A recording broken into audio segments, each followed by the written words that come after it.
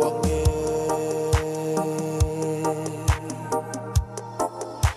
kau uluki adeke o mui mui atupe koko e hoku kau me a whawhale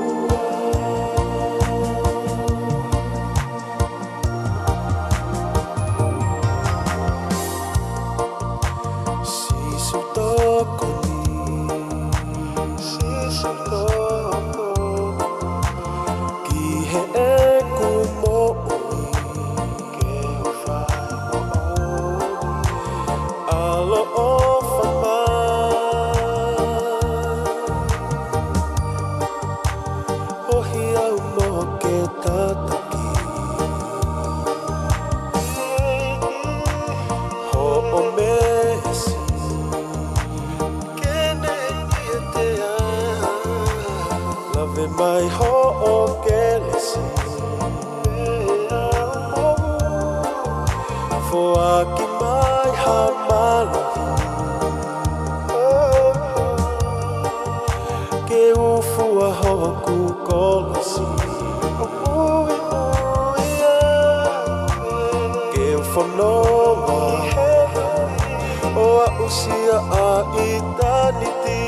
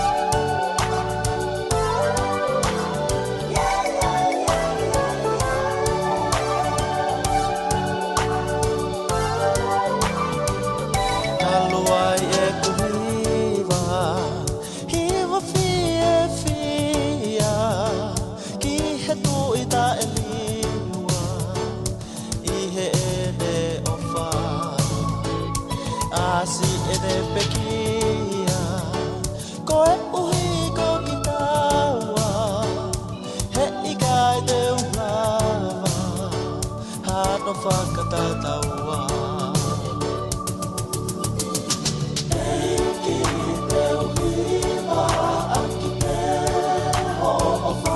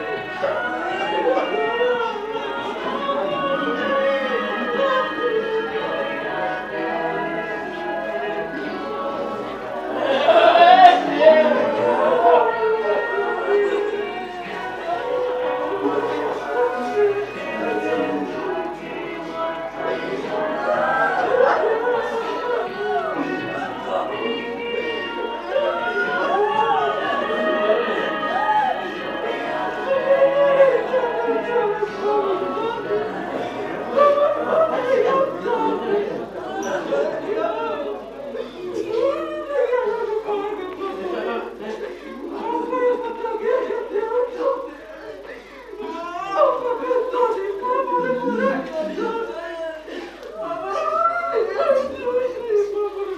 he aho pea moe.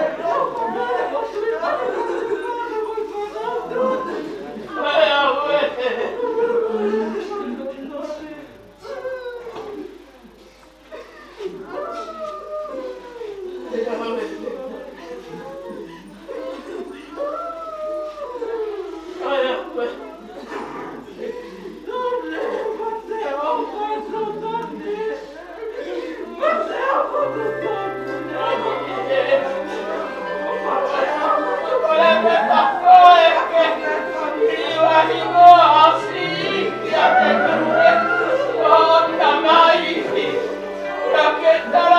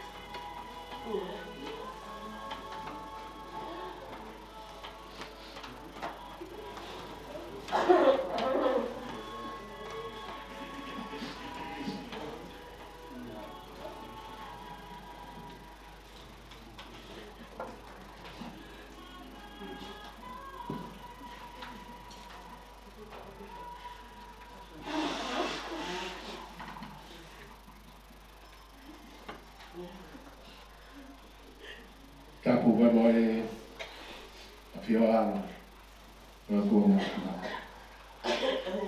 Memorial Gardens. Atuai Faka'eiki, kita nau Auckland, Monite. Ego ke Faka'eiki, ke sino kere Toni Vaenuku. Toi pe halau o meheni tau tata ki ai. Ar foge Faka'eiki heni ki e whaho. Me mea heni Faka'eiki ta tolu. Faka'eiki atu ki e o awhanga. Ofa ki mamana. Oko. Vaenuku. Pe wauki e Faka'eiki i ki whanau whaia. Mātou ngai no whakataha i ki tātou ke a honi. Atu e Faka'eiki ke umotua. I motoru patau pe si ngai tamai. Ngai whae. Ngai kupu te kau aki patau pe utau kau whataha i e uau e a honi. Te tau whai a tāta aro, wao. Te tamai, te hoa, te fo, te tuongani. Te ngata Toni Vaenuku. Te wake atu ai Faka'eiki koe. Te te motoru ai sora pa mai urangi, mo wahia, te na mare Tipene. O atu e kōpua ki oska ki motoru. Fakamavae ni, Faka'eiki ni. E kono hoa tau heni. Fakaha. A vere o tamayo eiki, ke kawanga ui ki eiki, o kau whataha ki o wau e honi. Ma ofa ki tau tope, o me mō mini klausi pēni, ke whai ai o tau whatongia, walau maari ke tamai koeni, ko le tatau mai, ne whanau ngāt ke arohi.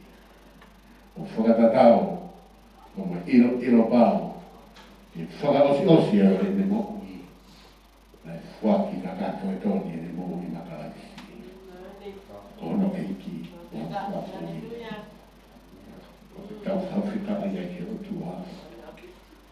Sikainga. Karena e poto ko somo ni.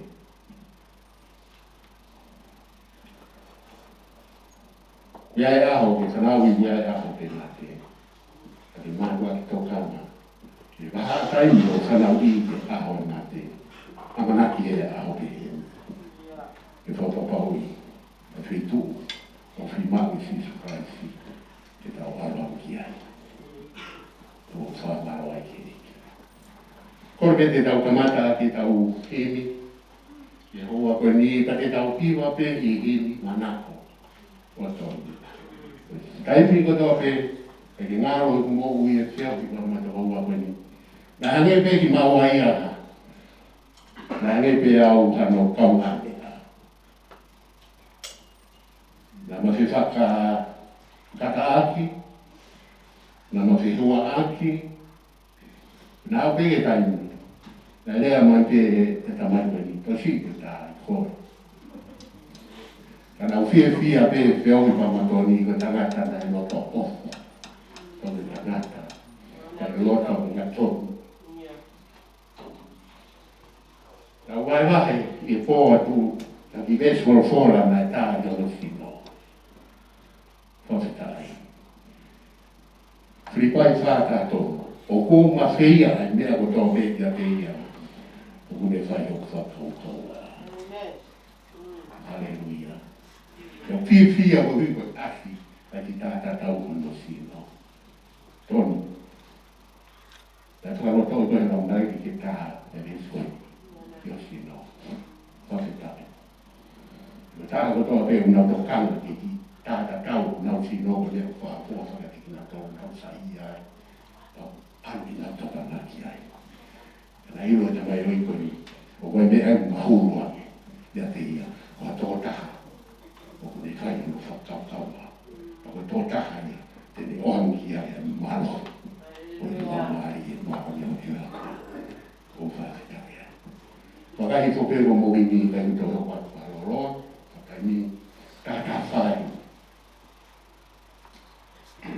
Tātā whā. Tau hiwa ai. Toni. Koe tahi ni e. Naka hiwa ai whare mahaki. I te ngi au, tara mai kou reo oua. Wa te tā, na piro pe tō konga na te iai.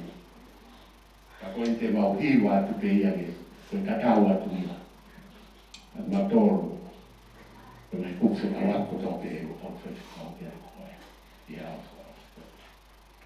Tātā whahi mi, eo, kau hiwa pēr nai despa me iai.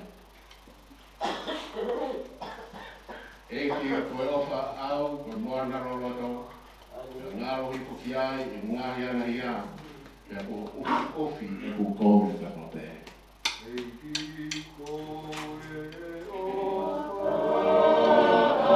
au, koe moana roloto,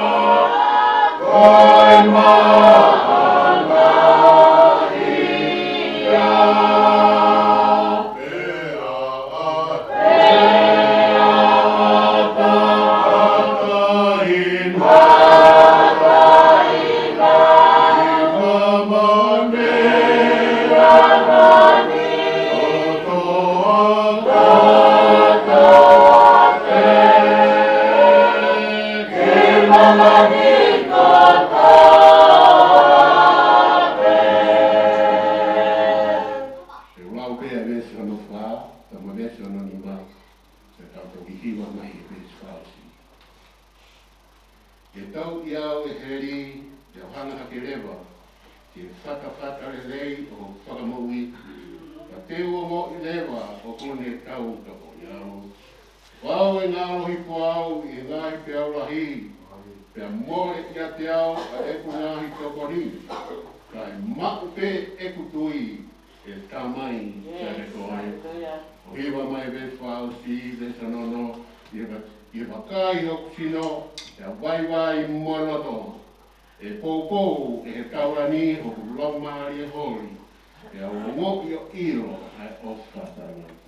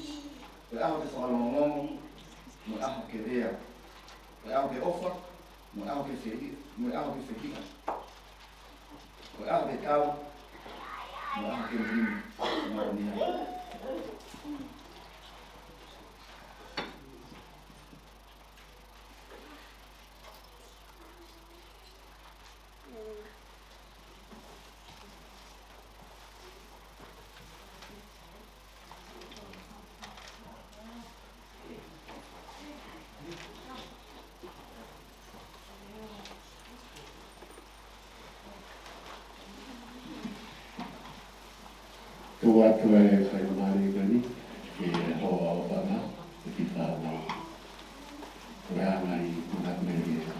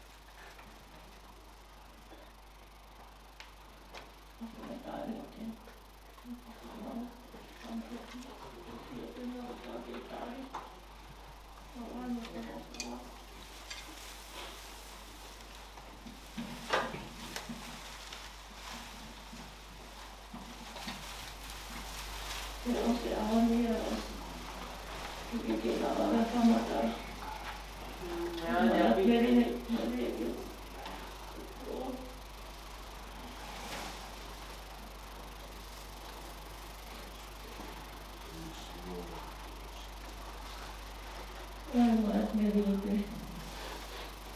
Ja, moi kologe. Siellä osa.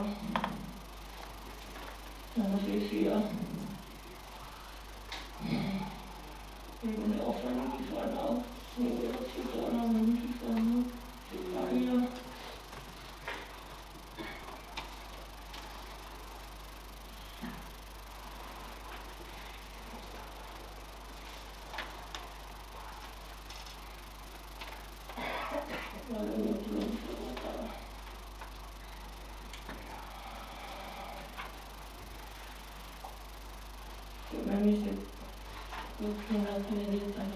Joo, ne voi. Näkee ihan haava. Ja näkee kellot oli yksi puhuttu, mutta varmaan se mennä sai.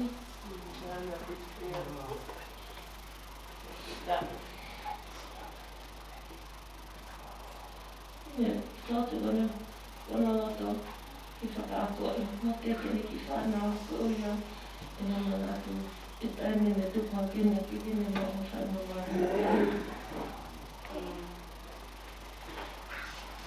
Meestal en feina. Kifaa koini kifana. Minä varat naturia hake. Kiitos. Takinotun. Takifana kinotun. Mä maramaateli. Tiedätkö, Fakamavae on tämmöinen puolotola. Faka'eiki, se on nekin faatamatta. Se on Faka'eiki. That's my comforter. Ja vuoksi Mariana. Last days, no. Ja moi, piti hyvä fakana. Kiva pesi anna osemmoilla manava oxygen fine. Mä näytän fanaa. Kiva pesi anna. Alpe hikki selkeänä vermanaukasanno oatu. Vermanaukasanno. Ja ne on kivat Failotu sen valtiaan. Näitä saa fokmaton keskiksonaala. Käräksik se Toni. Joka kerran tätä on todella hyvin. Ja tämmöinen. Toi lähdet on hui.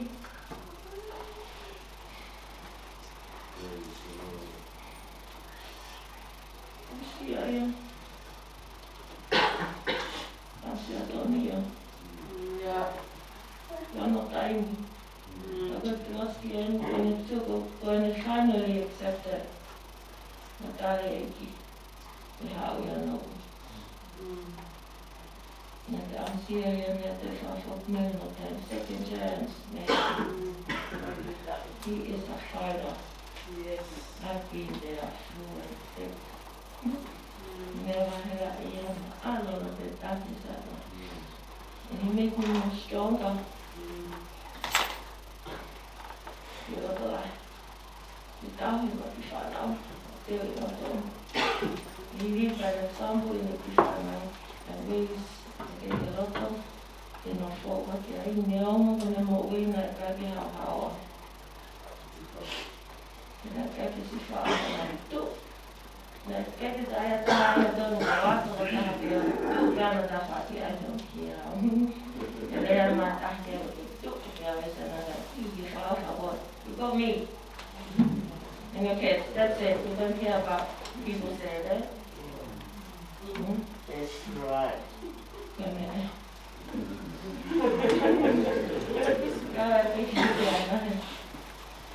Pakala lähempi ja ihme moi. Ne on teema, joka ei vajata. And then Toni showed me the way. And then for emotional healing, Toni. Yes. That's why you can see me. I accepted it. It was accepting of it.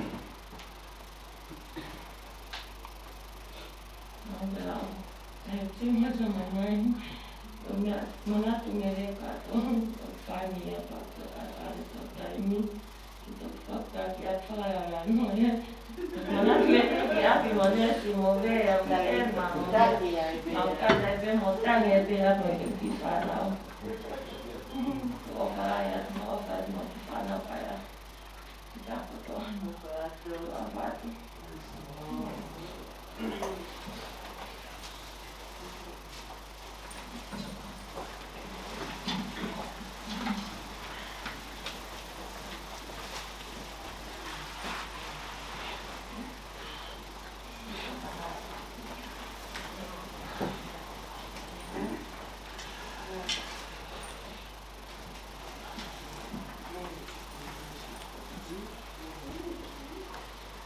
Koe whawhalanga ua ke lauma ki nau tōre e hoa koe ni. Tau ia me gospel sisu kaisio i toke sio ne. Ta whā koe ia wahe, wake me si ki ono fitu. Sio ne mai ta whā, ono wake me si, ono fitu, koe me si. Ea pehe no lau. O na wamari o mōroto, o mōtui ke o tua. Tui whoki kia te au. E whare o ta mai o kia e ngai na whakanga ulahi. E le kai pehe ko tāla ia ke te ki mōtoru. O ko waru ke te teo hapotu mō mōtoru. E ka pau te waru o te teo hapotu mō mōtoru. E koe hao o maua ki mōtoru kia te au. Koe pia e koe potu teo ki ai, te mō i ai whoki. E koe potu o kou aru ki ai, o ko mō iro, e o mō iro o muhala. E area tō masi a te ia. Eiki, o ki kai te mau iro, e o ke aru ki whē. Pea e whē e mau iro ai hala. E ta ake sisio kia te ia, o au koe hala, mo mooni, mo ui, o ki kai hāku hatangata e taha ki he tamai kai ia te au. Ka ne mo iro au, pehe o mo iro mo tamai whoki, e ngata me heri, o mo iro ia, pea ko mo mamata kia te ia. O ngata ngai a ua e te son, Rāua tau toru i roa koe.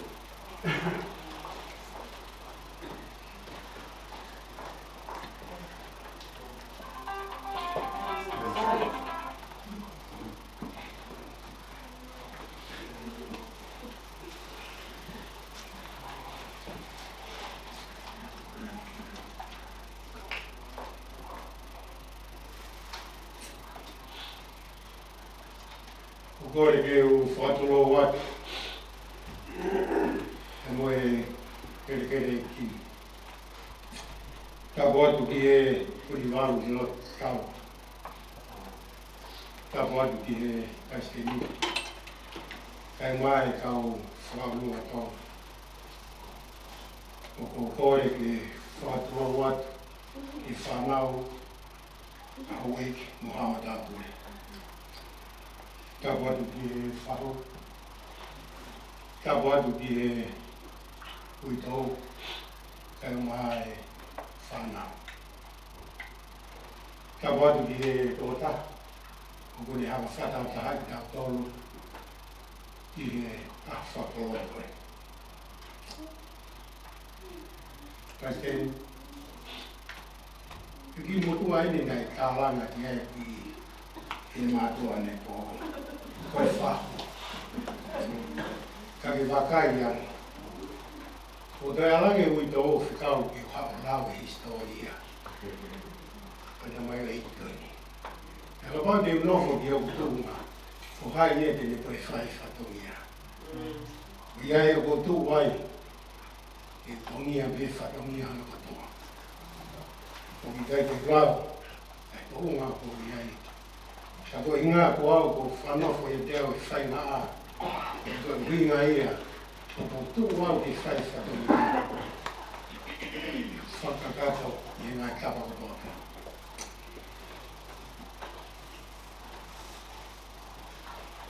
Ko historia e ni oi pekia. Nei whaere ia Toni e aho tolu o Siurai ka hiwa walwha. Ia ainise o whakai tonga tapo. Pea mo teki Vaenuku o Niutoroa. Pea mo matahau. Ko e moko puna ua eni o whainga o Niutoroa. Na hiki atu ia ke mo ui kaha o i e hoa tātou site i ono aho oua, Februari, Wafi, oua. Ko e ngahi tū whawhine eni o Toni. Susana and Vaenuku o Gitonga pe. Toni Vaenuku o Kawi Helu nai i he ahoni. En sila Vaenuku o Gitonga pe moia. Kaidong ngungu tau o Gihenia. Ruhia ngungu tau o Giheni moia. Kimani ngungu tau o Giheni moia. Nei mahoa Toni ia ofa mamana mau aho oko o ni tō wā o fuamoto i tōna tau. Koe aho ne na mau hoa ai, ne na whahako e kouna ni te, koe aho walu, mai na kahaua, koe wāwhe mātoro. Koe o whiwhine lahi eni o la tai maumi o Ameria au, ia whakakoloa aki kona loto whare, whanau tangata e toko ono, aia ko Frank, Houston, Vaenuku, koe lahi ia, Robert Finau, Vaenuku, Sione Fua Pau, Amo, Vaenuku, Karispiane tangata o tonga, Vaenuku, Whikanima ko Sini, Failotu, Vaenuku, Whika ono o Iskeri, Ngalu Vaenuku. Nei ako te Toni e lautori anga, lautohi pure anga piula si i. Pene hoko ai ki api ako tai nuru tawa tapu. E kaiaka nei me lako ki e gori polo, e nei kau ia he wholau mai, ai timi gori polo o tonga i ngai whiauhi i murini. E ki unga anga kai le rei en whakafotunga o fua. Mata fia. Mari mo fie tokoni foki. Nā i kai hataimi tene whakapiko ai e tauhi e pono waha. Tangata, pēa mohono kau ngā whono. Koe nima nā i mawhola e fuaki o tokoni e kaha o tō pēna ne maheni e kau ngā whiohi moia. Koe tangata loto lahi, mo whaka pāngo tango lahi. Na Siria Toni, ono whakamatalili i tika, mea kune ilo o kute loto mamahi ai. Ka ko ene tō o ngā whakatamai ki ia o ku malawe i kau ngā whiohi hono kutoa. Koe tangata au whalahi, o mata whamiri, leo ene masiwa. He ko ene hoko pē ha mea, ai whamiri, osi hanga tonu pēa Toni i e loto kumu e tokoni. Pea oku ilo rei ia e seini, Mona Lisa. Toki moku a ko lua, koe ni ko ase o tinoai. Moi moko puna whaina. Me taha o e mea na e veke ke whai, koe ne manako ki he hiwa, tau te whito ki ngā hiwa whakapalaki. Nā ne whakatau ai e ne misini DJ, mea ni rekodia e ngā CD, ma hono kau ngā tangata, kai ma hono kau ngā whiohi, pepe ki whai. Nā ne whakapafo i hiwa, o ui koe lupe, koe tui e tamare. Ko si ene kore whongo nore ki a ofa. He tōno ko tō pē. Tai mieni o kukei, tōko tōru pē e na whana. Ai mahino a pito a Toni ke te lelei, pe ke maa o whakafofa. Ene ki whanau, pe nā manako, maa kona foki. Nā i kai te pūri, mo unga ene o whā i he uito, kā kosi ono fuakawa. Ko toki vete e mate e na kovinani te. O ene teke, ene ki whanau i siku ki mo e ako. Nā e mahino ai ene tokonaki, a ka haure rei ma e koloa,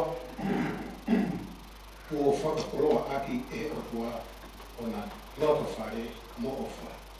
Koe kamai, e ako naki lahi, i siki, mo e toenga o na whanau. Nane teu i kinau tolu, ke na wongo i he reo o ofa. Isa, o ne una loto i ha taimi peheni, e heo ko te wai a ofa. Kai o mai whatongia, whata mai i mo whawha e. Fakafeta'i he upi ai a atonai, hotau ngahi matawai. O e loto na e viviri ke tupulaki hono ki whamiri i maumalo sātai. E ane kanua ki ai, ai whaiwheka au sau whaupula, mo lavinia, e ulo pe ai maa e otua o hulu ki e hala whanonga Toni mo ofa. Kai malu o tupulaki ai, ai matalai fua. O kupuri a kau amui e ofa ai otua. Kau ki ke tuku mai o e keresi i a mokui a Toni.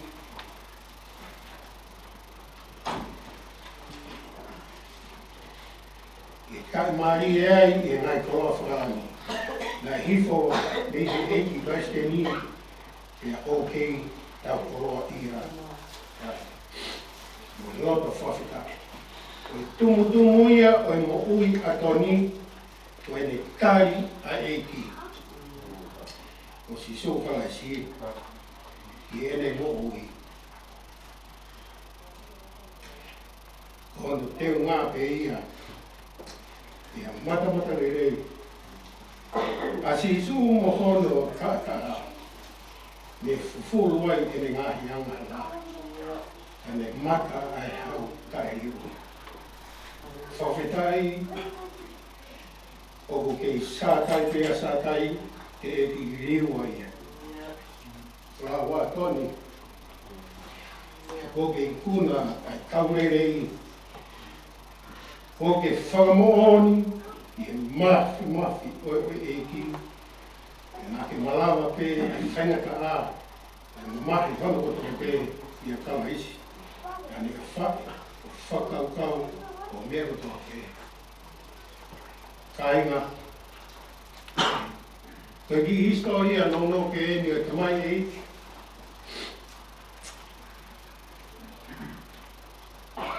Koe ki tamai sisi. Nā manatu e whahau ko he paisteri ane ko. Nai sisi ka nai loto lahi. Koe ki tamai eiki koe ni. Nai nofo ia koe whineiki. Nā kai ki koe tā ia haki ni tōko. Nai hao lemo re whae e o toko ua ke. O kore ki ai. Ke nau nofo. Nā sio e takai e kukuru nganga tamai e koe ni e ngai mea kai ke sai. Koe kala noa whungani me e whineiki nā kala noa moia i heng whalai te. Nā ni hanga whakahoko mai ka te au. Nā e whai e Toni ai mea katoa pe nā ne loto ke whakahoko. Pena ni hala lewa a ene wakaimu ene whanongo ke mea nai hoke a Toni. Nai maa a api, maa ue mea kai. Mea katoa pe alua Toni o loto. Ne nā iku maa tuku kovi mo Toni. Koe o wale ko whanau e whineiki. O ase ngoa a o wha i o maloto whare. Koe sapati tamai katoa pe o alu ma pe whineiki o ave ma pe a tonaki ke kuia a wha. Alu ki e toko ua e kuia a wha. Whakakataki. Mea koko maa pio, tamupe mātua koe ni i ngoto umo. Ana whaitutu. Nā ne rea Toni. Alu ia ka o wana ki alu ki awa. Tō a Toni alu hola mo. Ia kai ki ase ai whine i he mahi ko ia a ofa pēmo. Kainga, koe ni ko kawa mai ki e whine. Kau ngā whakuoni kātoa i he kawai wei Toni. Wha malolo tau mātu e pasteri kai māsi kau taki o Toni, kau Toni i whakatoko toka māri e hana whanonga Toni ki whokia e reo nā patarau.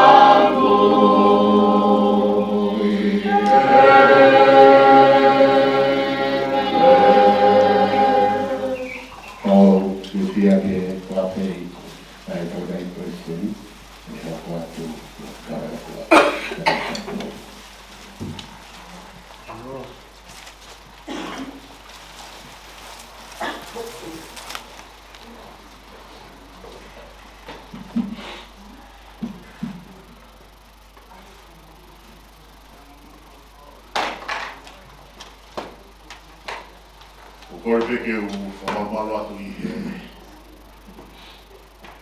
ai tawa whatapu. Mo se no a whaki.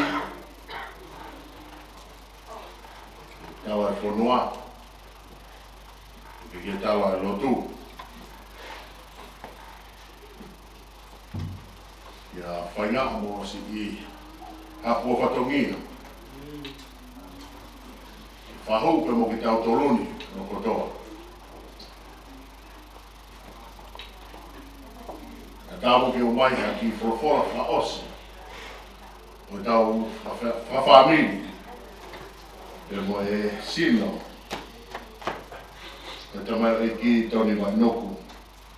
Kune whatataha I ki tau tolu. I he hoa tā whafofa ko e ni. O rautu pe o whanongo ki he Merie ai utou. Pere o mai e ai poini maho inga koe ni I he tuunga o nofo whamiri.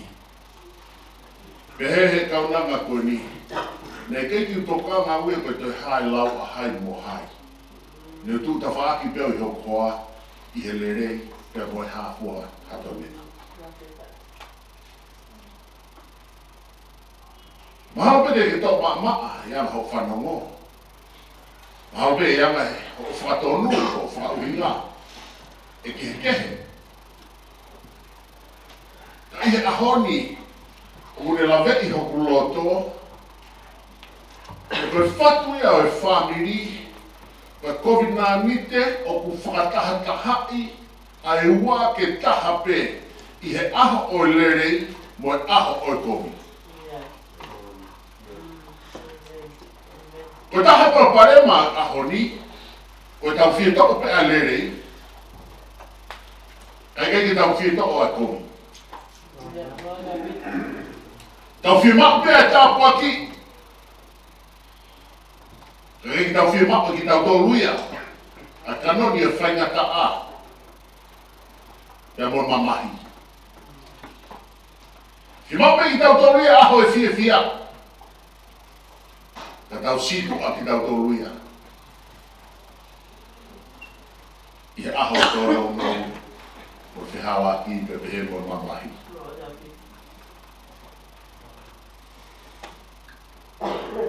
Koe hoata ko ni ka hoata whaafukofa. E tau whanongo, e tau wakai ki he tuku ai whae mo e ne fuwhanau e toko ono. 6 boys.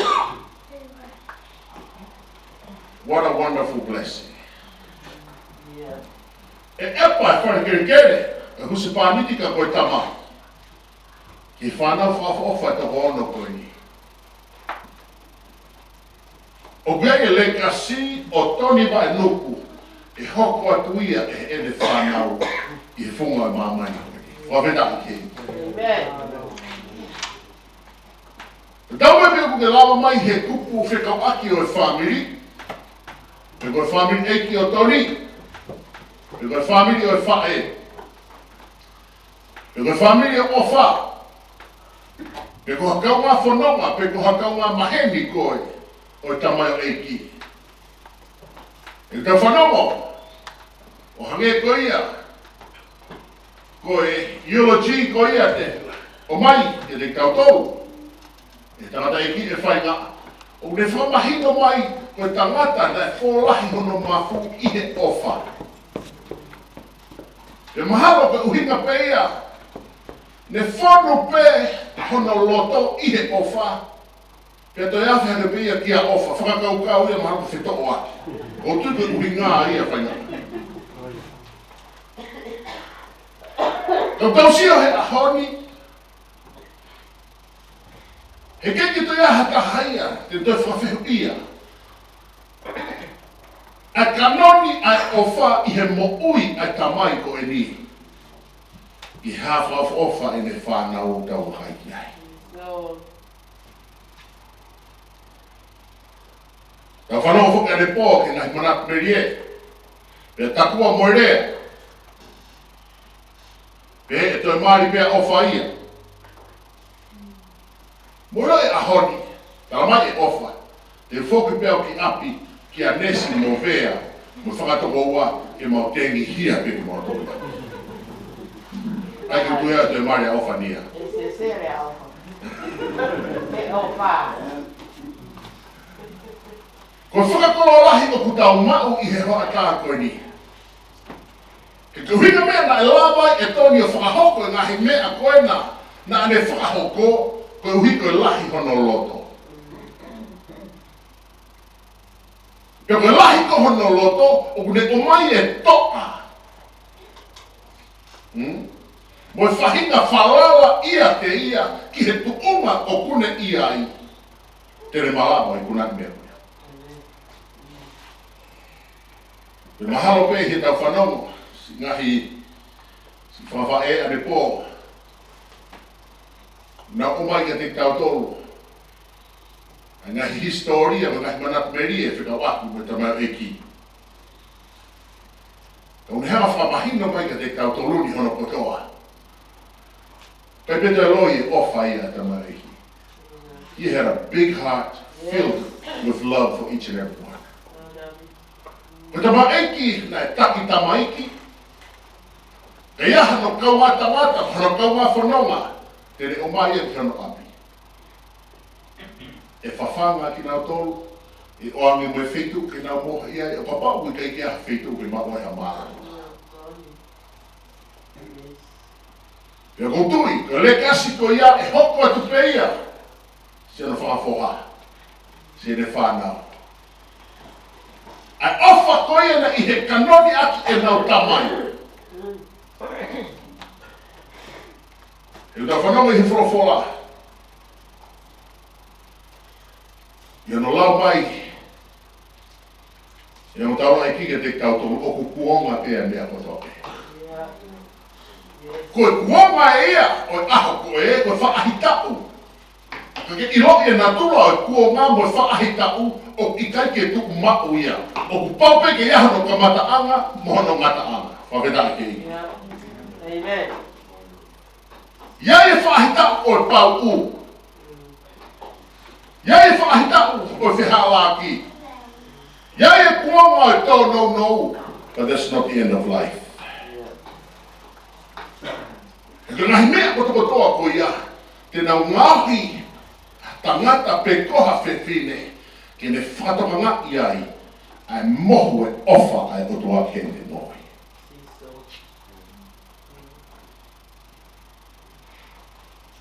Tara mahi apostolo e te kautoro.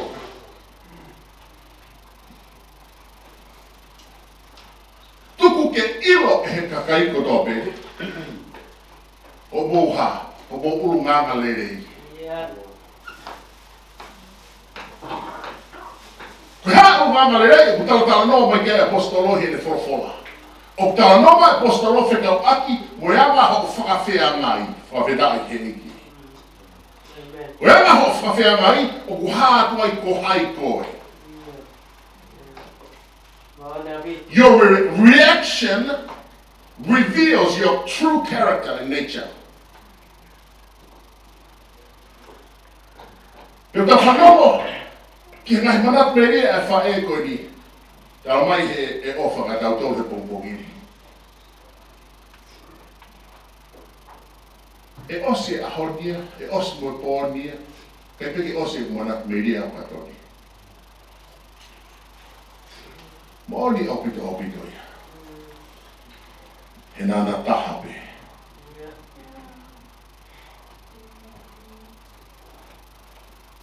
Koe ahoni, o tau hau, koe ngata e mo ui, ai tamai eiki, I he funga o mamani koe ni. Ka koe ka mataanga ia, o ine, o I he ene aku, ki he itaniti, ai o tau whenga, o tau kakau atu ki ai. Koe nofo piri kimi pe nia kainga. O tau mahe sa mege te kautoro, koe mo ui o whanau nope.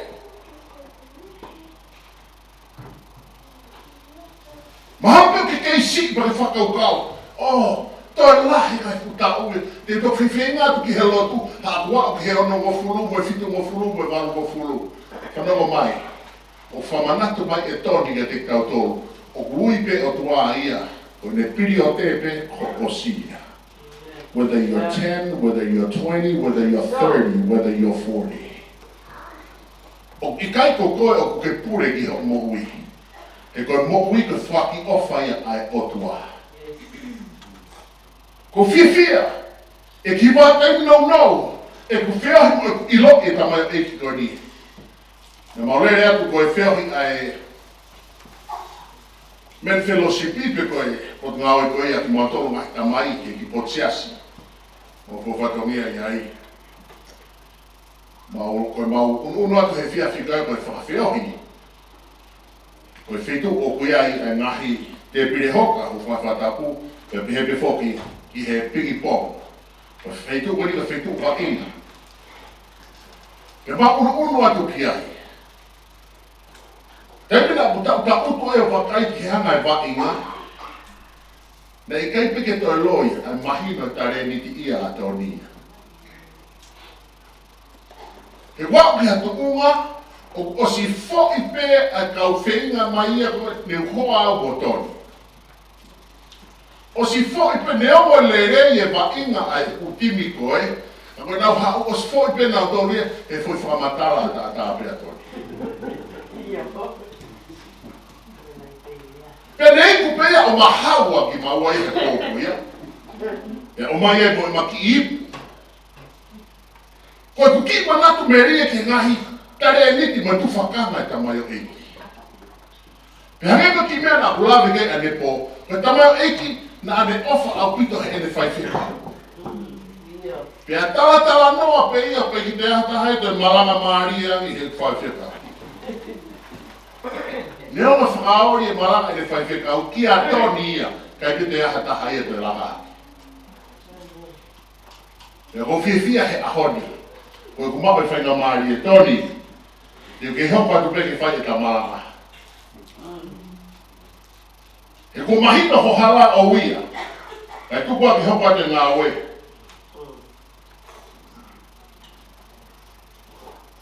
E ko hohoa mo hoki whanau. Te nau hoko atu o re kasi he kua whaaskuri. E hanganga pōpua ki ofa, nei, o mai kane pō. E tauna ngā ki ofa, e kia Frank, me si taunga ki whanau. Nothing can replace the love of a father.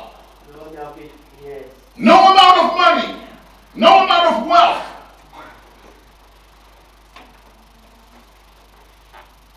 Ka koe ahoni, o ku pure a Sihova, e hone toko atu a mamahiri me he Faka'eiki.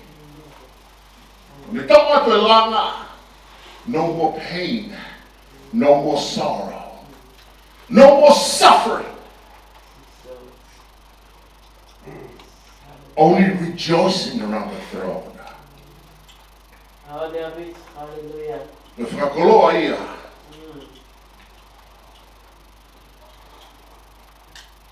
Me karamai na apostolo ke te tautou, oua na tokanga mamahi ki ha mea e taha. Ka whakahaatu ho mohori I he mea kotope, ki he otua, I he lotu, mo lotu tau maku, mo Fakafeta'i.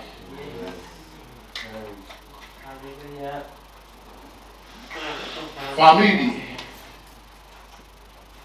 koe ki whalotorahi, o ko mai ke te tautou he hoa tāko e ni. People may not be aware of what you're going through in this life. In this pandemic that's facing our country, that's facing this world, we cannot overcome on our own. Thank God for the science. Thank God for the vaccine. But as you all know, the vaccine cannot cover us.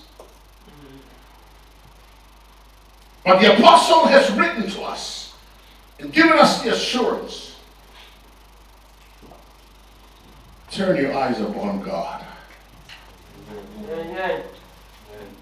If you want true peace, it can only be found in our Lord Jesus Christ. Hallelujah. If you want true covering, because one day we shall all be walking this path. Yeah. And who knows in this place right now who's next?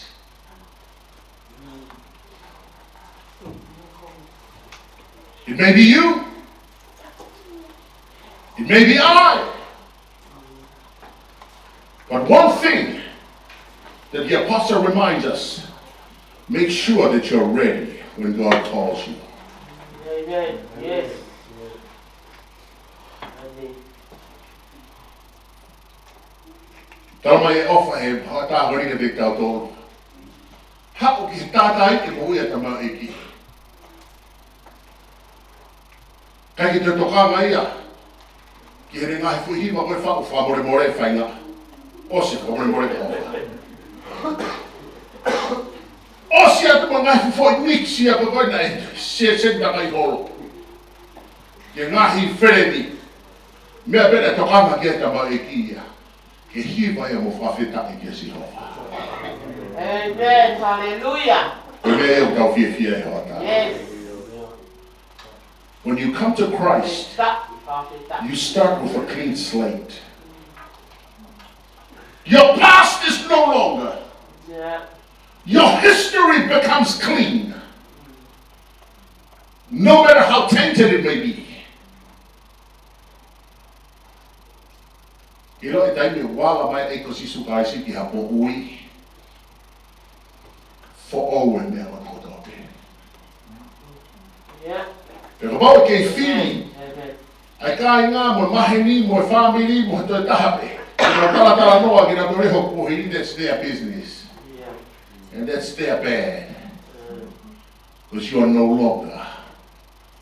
So here the Pia Apostolo Paula.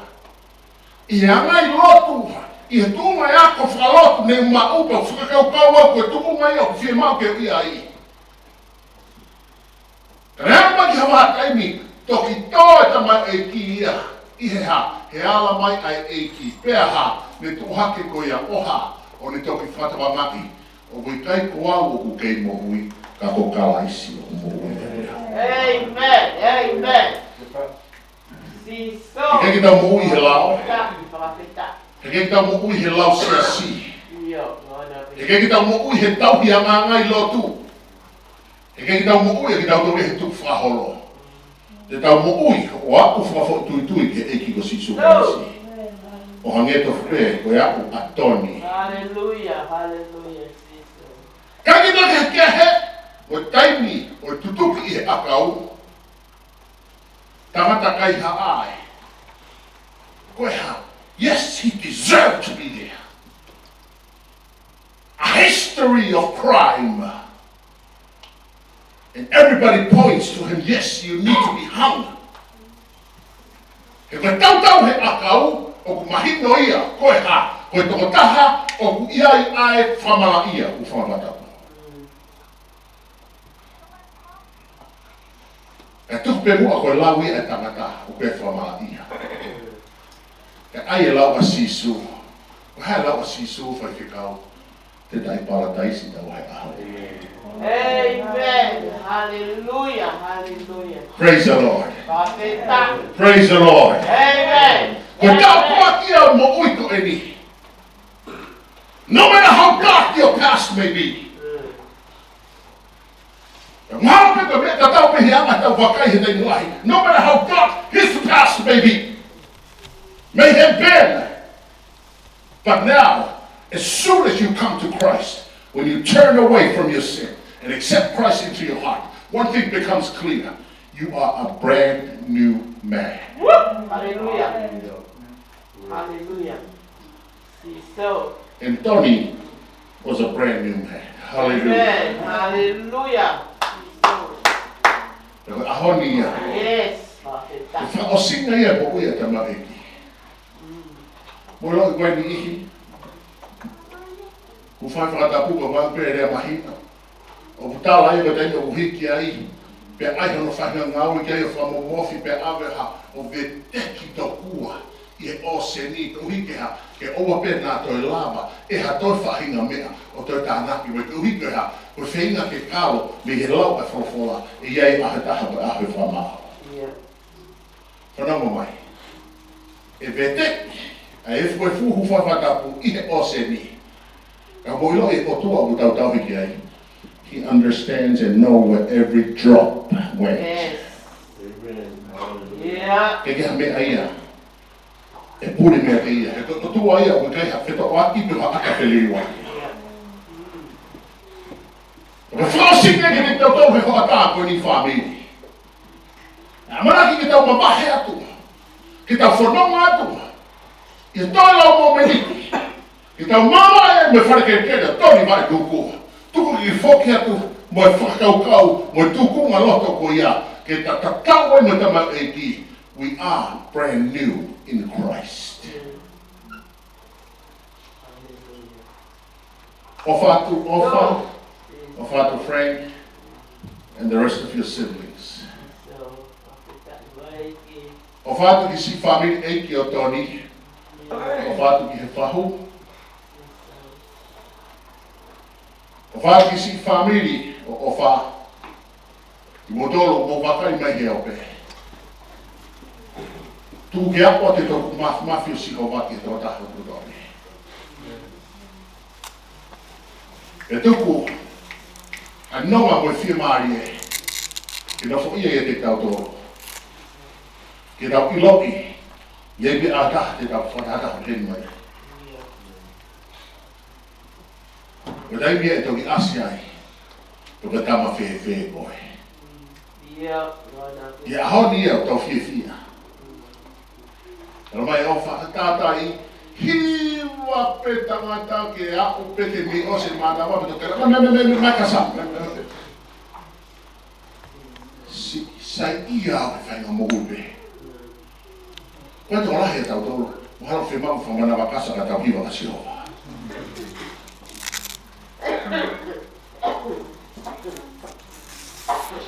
Kone mau ka no TV, hoko ato ine hiwa ki e o toa. O ne whaha'i mai e li poa ka kato. O ne whaha'i mai tuku lolo. O ne whaha'i mai eiki o ko ofa ki te koe. I koa whaaskri.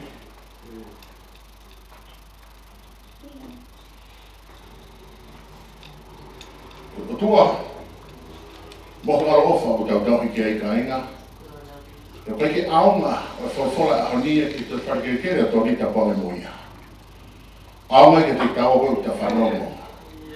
Ta ki maa whainga mai e. Ko ta tau mai Toni e kone lapa e whapoi koe. O ne kuna i e tau le rei.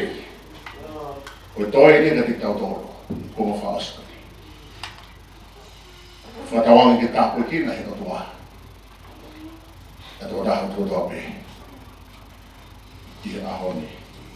Tau hiro mai pe ki sāra whaosi ko ia. I tau tō whaosi pe i whai toka, i no whai keta, whalau, e te mai pe ki. Halleluja. Faka'eiki,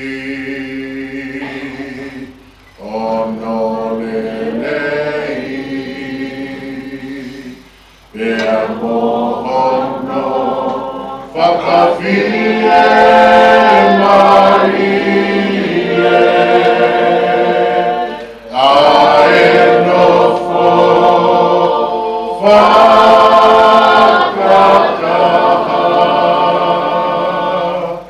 ai kainga, ike ofo fami, oku tatauia,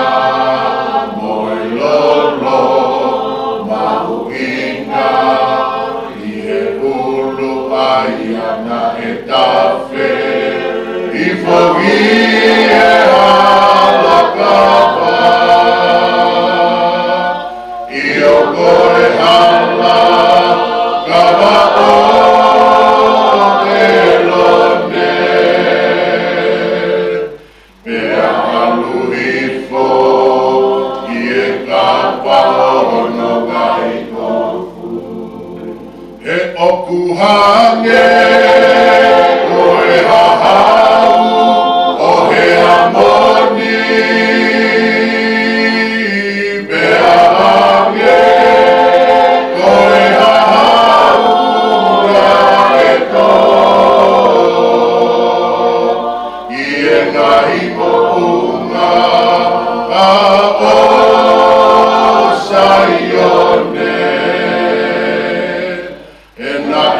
Monukau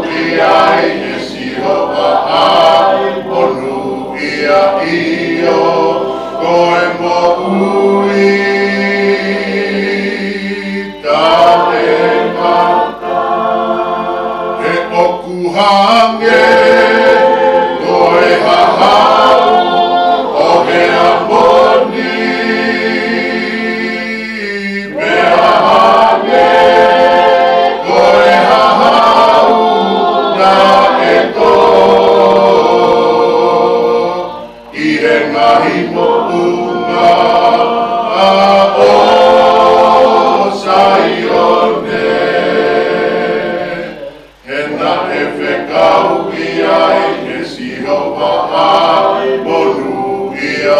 Gardens